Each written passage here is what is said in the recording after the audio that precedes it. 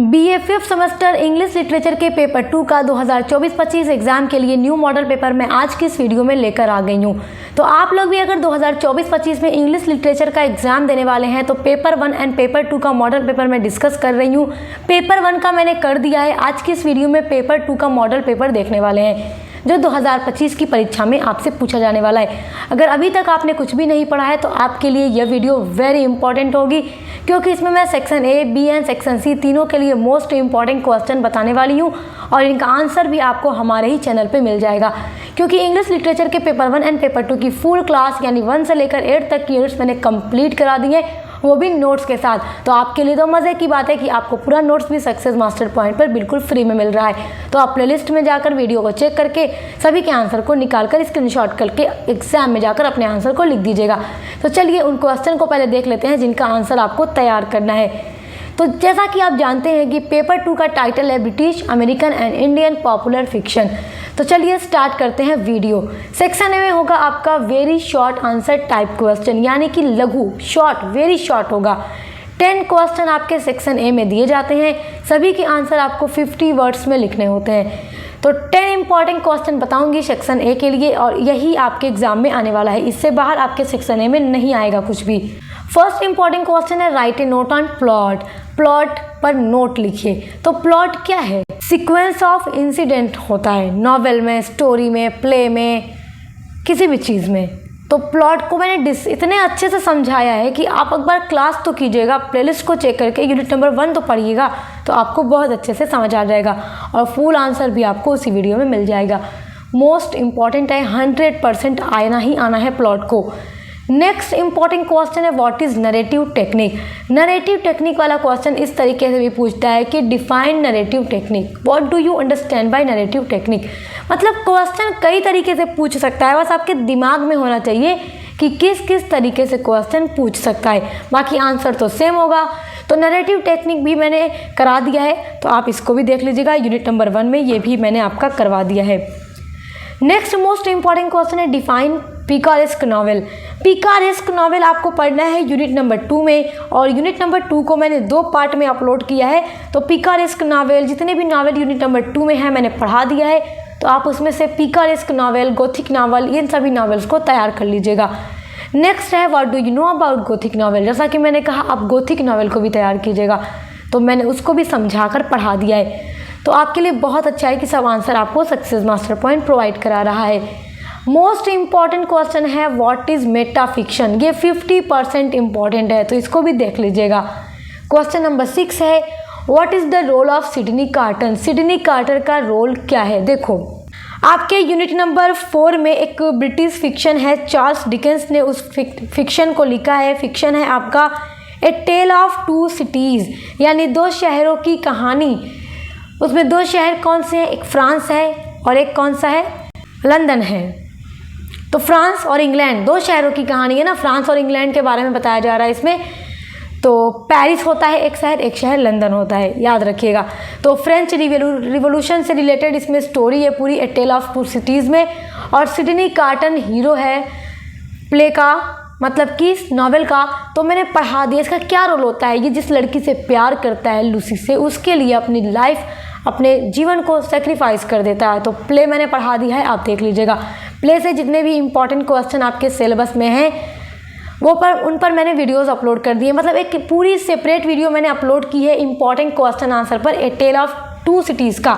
जितने क्वेश्चन वहाँ से आपके आ सकते हैं एग्जाम में, तो आप चैनल पर विजिट करके ज़रूर देखिएगा। आपका नेक्स्ट इंपॉर्टेंट क्वेश्चन है what is the aim of Mrs Bennet's life. Mrs Bennet's के लाइफ का, मिसेस बेनेट जो है उनकी लाइफ का मेन एम यानी लक्ष्य क्या है? देखो इनकी 5 बेटियां हैं। ये कहाँ से क्वेश्चन लिया जा रहा है आपका? यूनिट नंबर 5 में जो ब्रिटिश फिक्शन है जेन ऑस्टेन का प्राइड एंड प्रेजुडिस, वहाँ से ये क्वेश्चन आपका बना है। तो याद रखिएगा कि नॉवेल से भी क्वेश्चन आना ही आना है। तो मिसेस बेनेट जो है एक सिली टाइप की फुलिश लेडी है, मतलब मूर्ख टाइप की महिला है, और इसका मेन एक ही पर्पज़ है कि ये चाहती है कि इनकी 5 जो बेटियां अनमैरिड हैं उन सभी की शादी बड़े पैसे वाले आदमी से हो जाए, मतलब रईस ख़ानदान में मेरी बेटियों की शादी हो जाए। तो 2 बेटियों की तो हो भी जाती है, जेन की और एलिजाबेथ की। नॉवेल मैंने पढ़ा दिया है, आप चेक कर लीजिएगा। और जो लेडिया थी सबसे छोटी बेटी, वो तो भाग कर ही शादी कर लेती है विक्रम के साथ। तो प्ले आप पढ़ लीजिएगा, आपको अच्छे से समझ में आ जाएगा। नेक्स्ट आपका इंपॉर्टेंट क्वेश्चन है, वाई इज टॉम अरेस्टेड।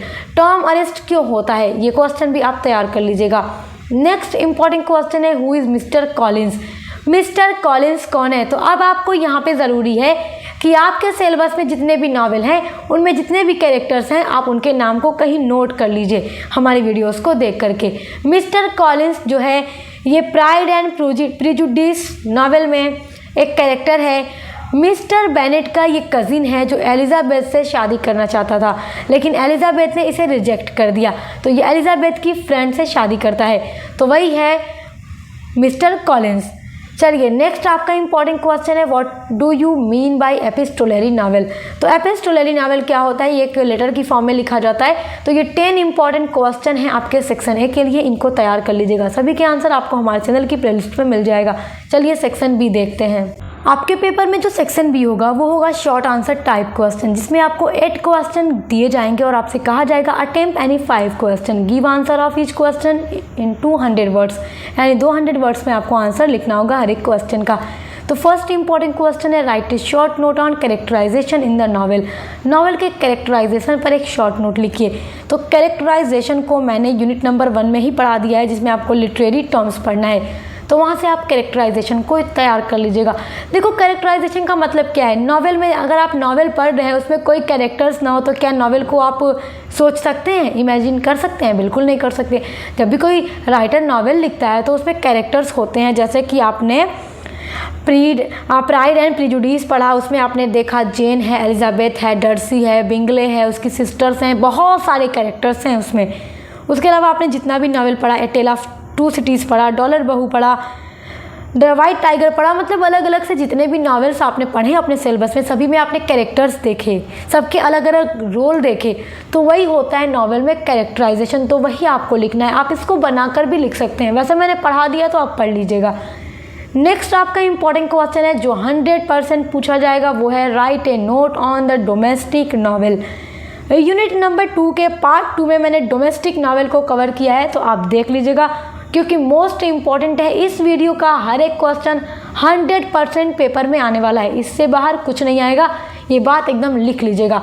आप कुछ नहीं पढ़ना चाहते तो बस आप इन्हीं क्वेश्चन के आंसर को एग्जाम में तैयार करके चले जाइए, आपकी 80% समझ लीजिए तैयारी हो जाएगी, 80% मार्क्स आपके आ जाएंगे। आपका नेक्स्ट इंपॉर्टेंट क्वेश्चन है, what is the short summary of dollar बहू। डॉलर बहू की शॉर्ट समरी क्या है। देखो डॉलर बहू एक नॉवेल है आपके सिलेबस में सुधा मूर्ति जी का, सुधा मूर्ति ने डॉलर बहू को लिखा है, और डॉलर बहू मैंने पढ़ा दिया है इस नावल को, और इसकी जो समरी है, इसकी जो थीम है, जिस तरह से आपके सेक्शन बी या सी में क्वेश्चन पूछ सकता है लॉन्ग, तो इसलिए मैंने एक सेपरेट वीडियो अपलोड की है इसकी समरी पर, इसकी थीम पर, इसके टाइटल पर, कि आपको अपना आंसर किस तरह से लिखना है। तो उस वीडियो में मैंने बस इसी एक क्वेश्चन का लॉन्ग आंसर आपको दे दिया है, तो आप तैयार कर लीजिएगा, मैंने पूरा अच्छे से समझा दिया है। क्वेश्चन नंबर 4 है आपका, comment upon the main themes in the white tiger. White tiger की जो मेन थीम है आप उसको तैयार कर लीजिएगा। अरविंद डीजा का ये नावल है, बहुत अच्छा नावल है, तो उसकी थीम मैं आपको करवा दूंगी, मैंने ये अभी कराया नहीं है, पर मैं जल्द एग्जाम से पहले करवा दूंगी, आपको टेंशन लेने की ज़रूरत नहीं है। नेक्स्ट आपका क्वेश्चन है, define Meta fiction and it's technique. Meta fiction क्या है डिफाइन करें, एंड इसकी टेक्निक्स क्या क्या है। मोस्ट इंपॉर्टेंट क्वेश्चन ये भी है आपके लिए। जितने भी इंपॉर्टेंट क्वेश्चन हैं उन सभी के आंसर मैंने करवा दिए हैं, तो आप देख लीजिएगा, आंसर आपको मिल जाएगा। नेक्स्ट है, what are the characteristics of the detective novel. Detective novel की क्या क्या कैरेक्टरिस्टिक्स हैं। देखो मैंने 1 से लेकर 8 तक की जो यूनिट्स हैं उनकी महासंग्राम रिवीजन क्लास 2025 के लिए अपलोड की है, उसमें मैंने 1 से लेकर 8 तक की सभी यूनिट्स के इंपॉर्टेंट क्वेश्चन आंसर डिस्कस किए हुए हैं, तो आप चेक कर लेंगे तो आपके सभी आंसर तैयार हो जाएंगे। नेक्स्ट आपका इंपॉर्टेंट क्वेश्चन है, write a brief note on the family of the Bennets. Write यहाँ पे टी होगा, ठीक है, राइट ए ब्रीफ नोट, एक ब्रीफ नोट लिखिए on the family of the Bennets. Bennet की फैमिली पर एक नोट लिखिए, वेरी वेरी इंपॉर्टेंट क्वेश्चन। देखो, और एक वीडियो मैंने अपलोड किया है बस इस क्वेश्चन के आंसर पर। जितना भी ऐसा क्वेश्चन है जो लॉन्ग में पूछा जाएगा और वेरी इंपॉर्टेंट है, उन पर मैंने अलग अलग से एक एक वीडियो पूरी डिटेल में अपलोड किए, ओनली 1 क्वेश्चन 1 आंसर एक वीडियो में, ताकि आप अच्छे से लॉन्ग आंसर को तैयार कर सकें। तो ये भी आपको मिल जाएगा प्लेलिस्ट पेपर 2 की प्लेलिस्ट में। नेक्स्ट इंपॉर्टेंट क्वेश्चन है, discuss the symbolic significance of the ending in the novel The Old Man and the Sea. तो ये क्वेश्चन भी आप तैयार कर लीजिएगा, मोस्ट इम्पॉर्टेंट है। चलिए, ये सब आपके सेक्शन बी के लिए हैं। आइए सेक्शन सी का इम्पॉर्टेंट क्वेश्चन देखते हैं। तो आपके पेपर का सेक्शन सी होगा लॉन्ग आंसर टाइप क्वेश्चन। यहाँ पे 4 क्वेश्चन आपको दिए जाएंगे और 4 में से कहा जाएगा अटेम्प्ट एनी 2 क्वेश्चन, और आपको हर एक क्वेश्चन का आंसर 500 वर्ड्स में लिखना होगा। तो 4 क्वेश्चन बताऊंगी, एकदम रट लीजिएगा, और वहाँ से आप 2 क्वेश्चन तो एग्जाम में 100% देखेंगे। तो जब 2 देखेंगे तो उन 2 का आंसर लिख दीजिएगा। चलिए देखिए, लॉन्ग क्वेश्चन में जैसे आपके क्वेश्चन पूछे जाते हैं, उसमें आपका फर्स्ट इंपॉर्टेंट क्वेश्चन है, describe the narrative technique and it's essential elements.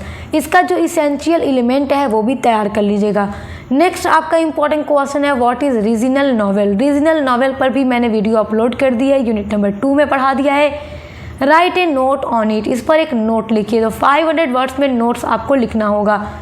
Third important question है, what do you know about science fiction. Very important question, discuss in detail. Detail में डिस्कस करो साइंस फिक्शन के बारे में, आप क्या जानते हो।